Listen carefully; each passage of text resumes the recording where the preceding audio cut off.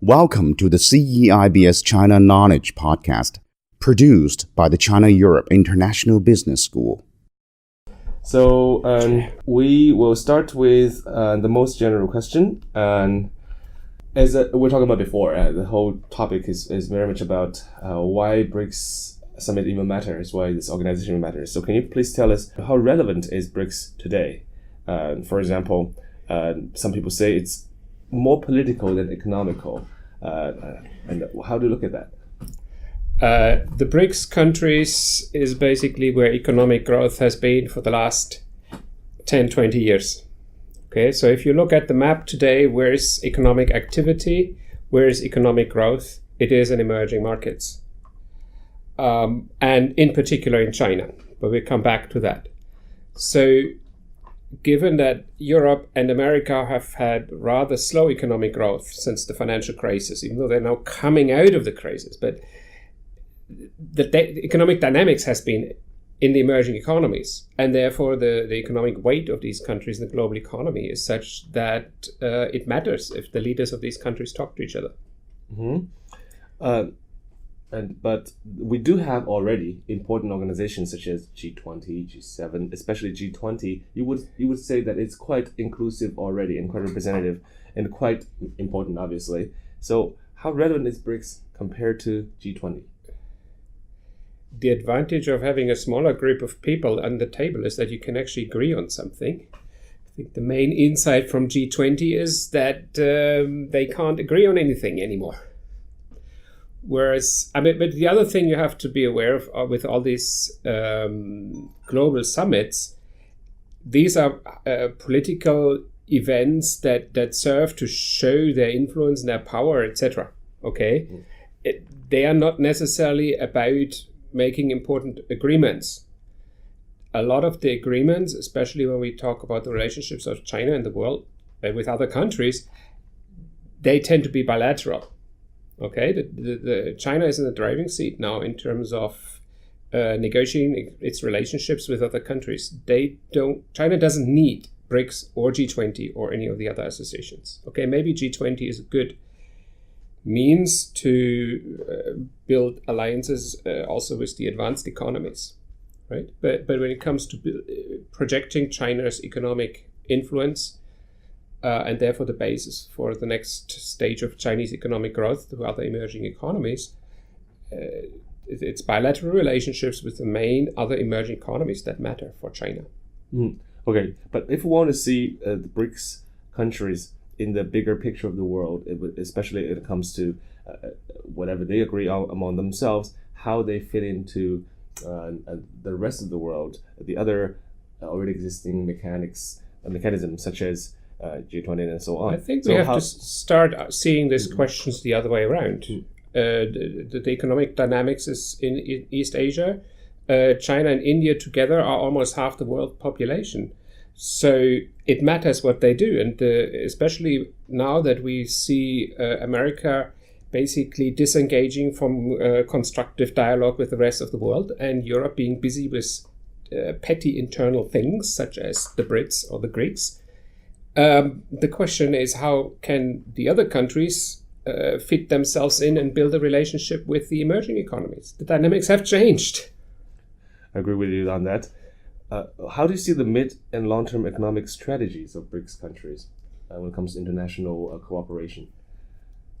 China certainly has a long-term strategy in terms of continuously building its economic base. And that involves investing in other countries that want to do business with China. That is primarily emerging economies, but also in Europe. And China benefits from political stability of the last 3 or 4 decades. So we've seen a lot of continuity, and the political system is such that we can expect more continuity. So we will see continuous investment with having very long-term horizons. How this is in the other countries that form part of the BRICS, it's a big question, because in Brazil, we don't know whether Mr. Temer is still in power next month. In South Africa, it's the same, right? Both of those leaders are under heavy pressures in their own countries. India is doing reasonably well politically, as far as I understand. And Russia, well, I think people in Europe will have their own views about Mr. Putin, who is, of course, politically more than problematic, let's say. So, try to put it politely. So nobody of the other leaders is in as strong a position as the Chinese leaders are these days. You already mentioned just now that not all countries of the 5 BRICS nations are doing as well as China, for example, and particularly...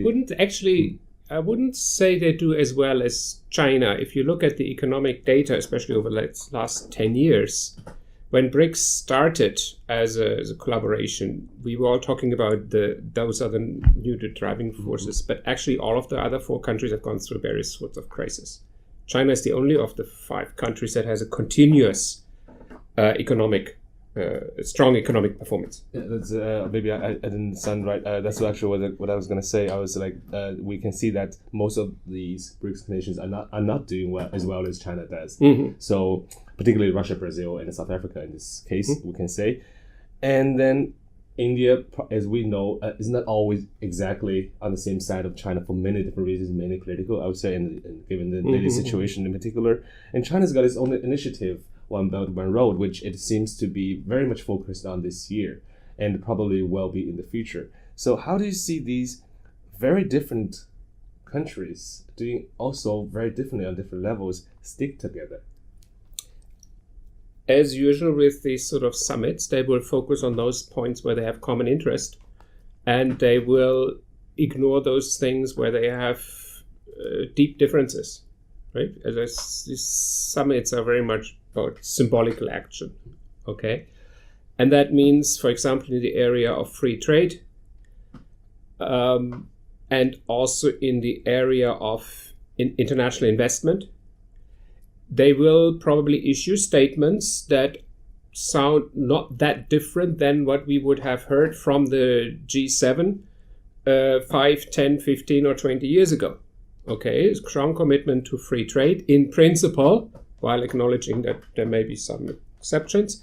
Strong commitment towards free flow of direct investment and the protection of foreign investment, without perhaps mentioning the tricky issues that do exist for companies that don't face a level playing field in the host country and so on. There are lots of problematic areas. But in terms of the statements that we can expect, in terms of the basic principles they will state, it will be in the area of free trade and let's call it free investment, i.e. companies can always invest in the other countries and compete on a quasi-equal basis with local companies. So perhaps pledges that are more in favor of the interests of emerging markets. At this point in time, when we go back 10, 15, 20 years, it tended to be the Western countries that were very interested in free trade because they benefited most from that. And also in terms of investment, Chinese companies, Indian companies are still relatively new players on the global stage.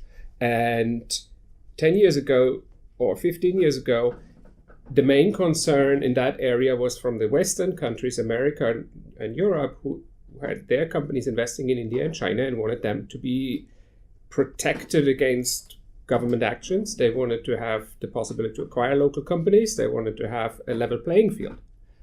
And now that has turned around because China is becoming a major player, and Chinese investment in North America and in Europe sometimes is controversial in those countries because there are anxieties about Chinese companies.